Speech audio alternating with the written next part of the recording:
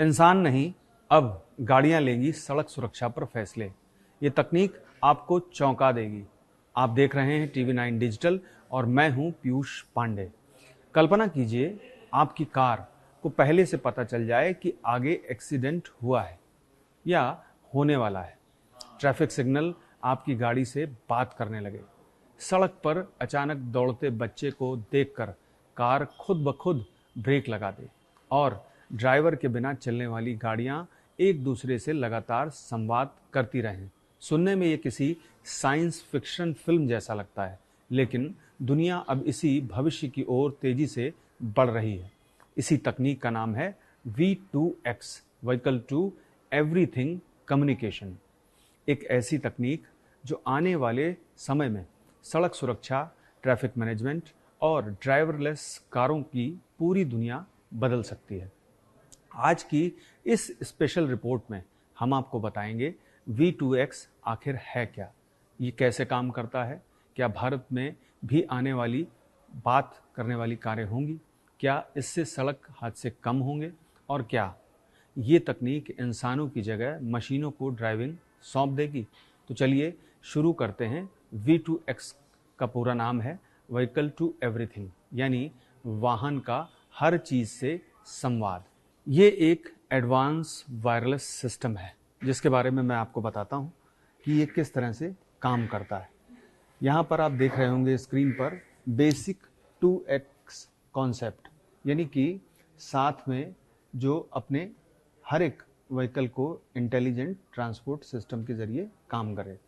तो एक वाहन पीछे चल रहा है, दूसरा वाहन उसके आगे चल रहा है और तीसरा वाहन आगे चल रहा है। और यहाँ पर आप देख सकते हैं बाइक भी हैं और जो पैदल यात्री हैं वो भी हैं। और साथ ही यहाँ पर आपको ये भी दिख रहा होगा कि ये ट्रैफिक सिग्नल का सिस्टम भी है।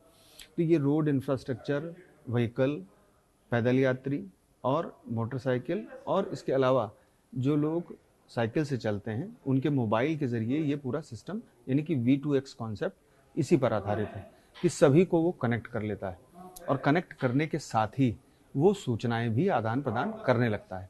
मान लीजिए कि ये कार अभी 100 की स्पीड में चल रही है, लेकिन यहाँ पर आकर के उसे अचानक कोई सामने आ जाता है, तो ऐसी स्थिति में तेज़ी से ब्रेक लगाती है। तो पीछे वाले जो कार है, वाहन है, उसको पहले से पता होगा कि ये ब्रेक लगी है इतनी तेज़ी से, और ऐसी स्थिति में फिर ये स्वतः ही ब्रेक लगा लेगी।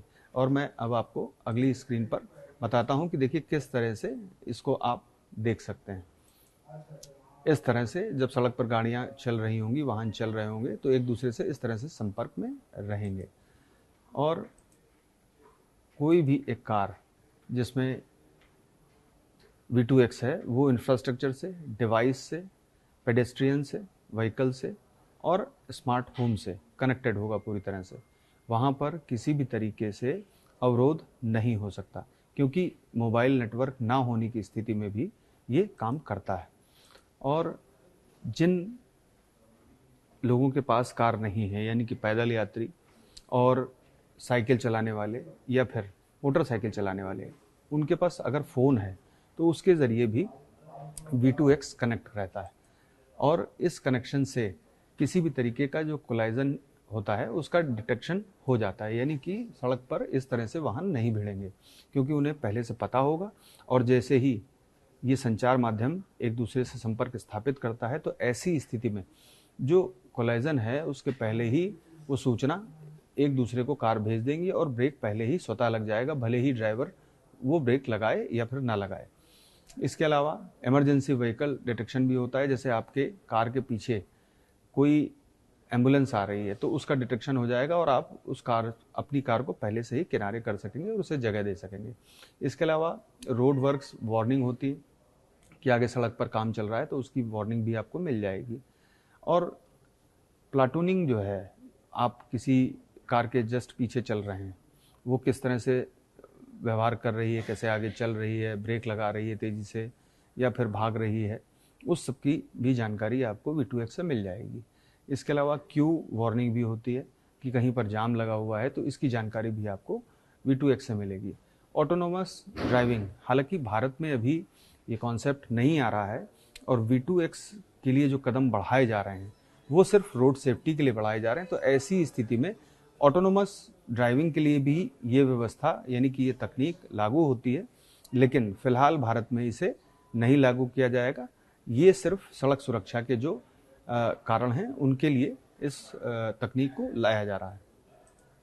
इसके अलावा आप देख सकते हैं कि जो हैजार्ड वार्निंग होती है उसके बारे में भी, और इसके अलावा पब्लिक ट्रांसपोर्ट जो है उसको अगर प्रायोरिटी देनी है, उसको आगे जाना है, और अगर वो बार बार वाहन जो है आपको हॉर्न कर रहा है, तो ऐसी स्थिति में उसके बारे में भी आपको जानकारी मिल जाएगी कि पीछे कौन सा वाहन आपके चल रहा है। और यहाँ पर जो ट्रैफिक लाइट है वो कब रेड होगी, कितनी देर में रेड होगी, इसकी भी जानकारी आपको मिल जाएगी। और आपका जो V2X है वो आपको बता देगा कि आप धीमी कर लीजिए अपनी कार को, और कहाँ पर कितनी स्पीड में चलना है ये जानकारी भी आपको मिल जाएगी V2X के ज़रिए।